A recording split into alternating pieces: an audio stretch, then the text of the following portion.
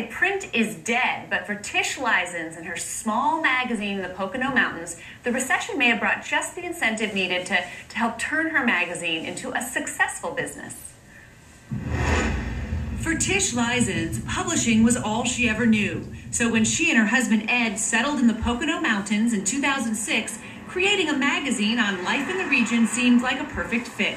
We can't be a traditional publisher, Right. That's not the way to go. 2009 brought an award for Best Niche Consumer Magazine.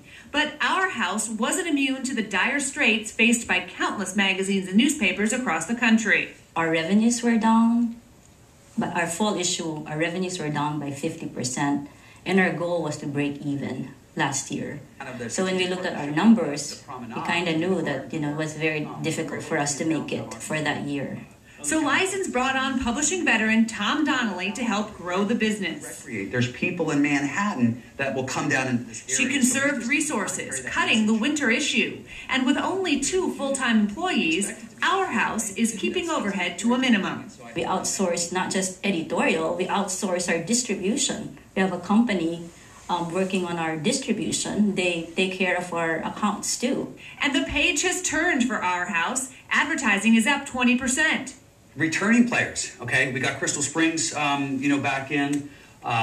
Who else? Superior Walls now back in. So again, I want to be optimistic. I don't want to be overly optimistic, but it's encouraging. The company is primed for growth. We're actually getting other businesses other than advertising, like reprints or custom publishing, which we've never had before. And the spring issue just hit over 200 newsstands. Approximately 118 Barnes & Noble and Borders bookstores, from Manhattan through Philadelphia. And then we embrace some of the local food market chains, some of the more boutique specialized bookstores. Our House thinks 2010 will be their year.